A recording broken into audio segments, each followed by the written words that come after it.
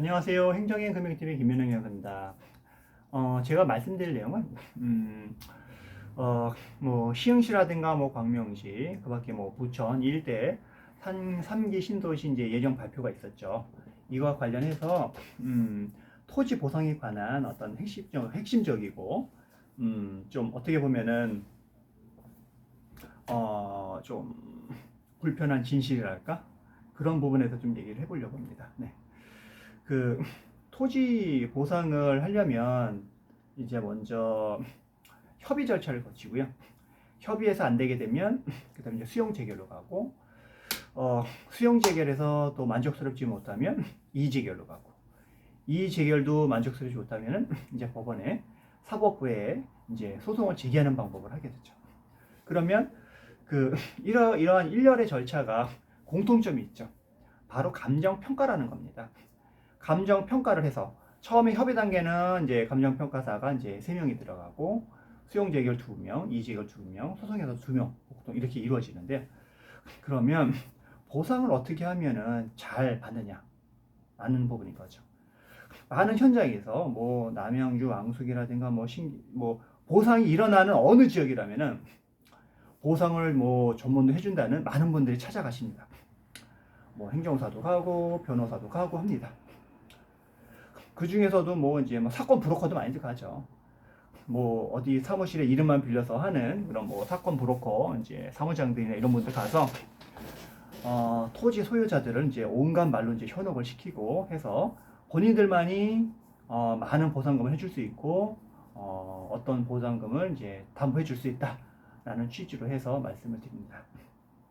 그러나 이 토지 보상이라는 거는 어떤 전문가들이 어떤 금액을 받아줄 수 있다고 이제 담보할 수 있는 부분이 아니죠.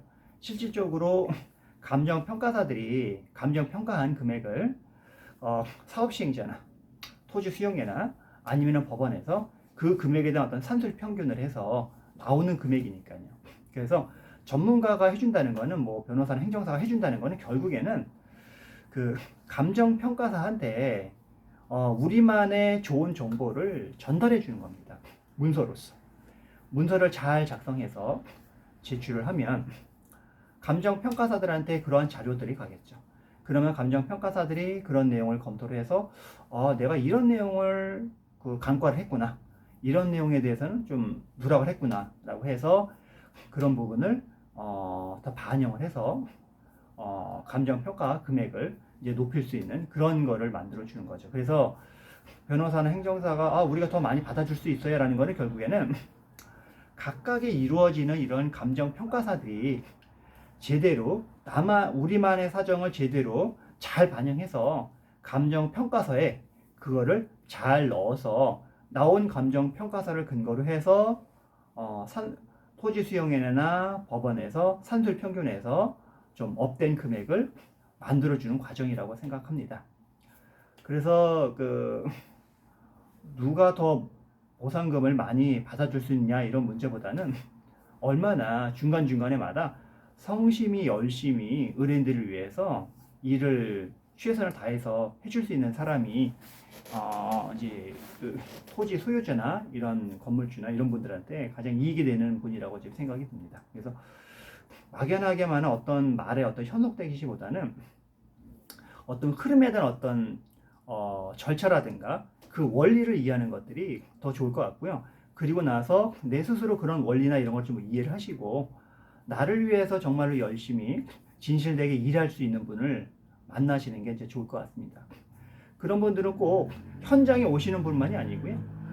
현장에 오지 않더라도 그런 분들은 얼마든지 많습니다. 그래서 그런 여러 가지 이제 감정평가서에 반영될 수 있는 내용을 의견서가 되든 아니면 그 이의신청서가 되든 아니면 수용재결 들어가서 사업시행제가 제출된 수용재결 신청서와 관련된 여러 가지 내용들을 다 검토해서 그거에 관련된 의견들을 잘 써서 또 내서 이런 절차들을 잘 해줄 수 있는 사람을 찾는 게 가장 중요하겠죠. 그래서 개인적인 생각으로는 거기서 막 찾아가서 하시는 분들도 뭐 좋겠지만 그렇지 않고 주변에 내 인근에 토지 보상에 관련해서 어느 정도 이제 전문적인 지식이 있는 분들을 찾아가시는 게 좋을 것 같습니다.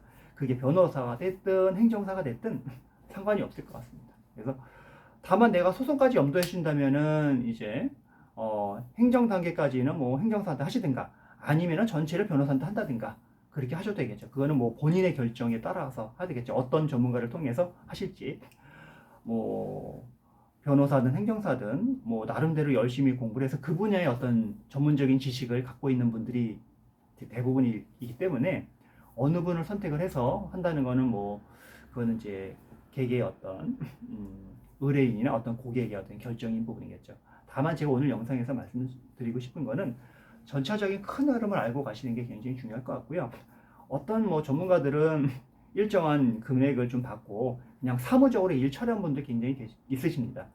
그런 분들보다는 정말 열의를 갖고 일하실 수 있는 것들. 예를 들면 제 개인적인 생각으로는 협의 단계도 그냥 그거는 그냥 뭐 있으면 되고 나중에 뭐 수용 재결해서 하시면 됩니다. 이런 분들도 있을 거예요.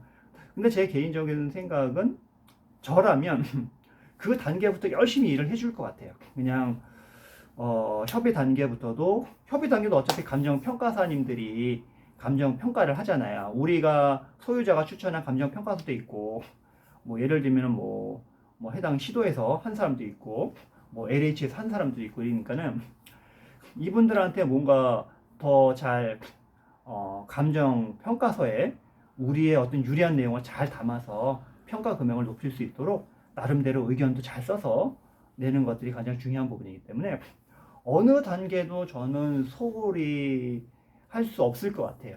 근데 간혹가다 어떤 분들 만나면 여기 단계 신경 안 써도 돼요 이렇게 말씀하시는 분들이 있다고 하셔서 조금 안타까운 마음이 들고요. 어느 정도 뭔가 신뢰를 갖고 일정한 금액을 받든 나중에 뭔가를 뭐 이렇게 돈을 뭐 받으시든 일단 고객과의 어떤 계약이 있었으면 그 계약이라는 게 약속인 거고 법적인 용어로는 어떤 처분 문서가 되는 거잖아요. 그러면은 최선을 다해서 각 단계마다 열심히 도와주고 그분들의 의견을 잘 들어주고 하는데 그렇지 않은 데도 있는 것 같아서 조금 그렇고요. 또 일을 어떤 한 지역에 완전히 턴기로 다 받아와가지고 그냥 사무실에서 직원들 통해서 사무적으로만 이제 돌려서 그렇게 하는 사무실도 있는 부분도 있기 때문에 어떻게 내가 어떤 분들한테 이제 사건을 의뢰하는 부분들은 일단은 고객들이 이제 선택하실 부분인 거고 다만 전반적인 흐름을 잘 알고 어떤 원리에서 이분들이 나를 위해서 어떤 부분에 일을 해주는지에 대해서 잘 이해하시는 게 좋을 것 같습니다. 결국엔 전문가들 해주는 일은 서면 잘 작성해서 감정평가사들이 그 금액을 잘 알아가지고 감정평가서에 반영해 주는 것들이 핵심이지 않을까라는 생각에서 이제 얘기를 해봤습니다. 오늘 영상 여기까지 하고요. 네, 다음에 더 좋은 영상으로 찾아뵙도록 하겠습니다. 감사합니다.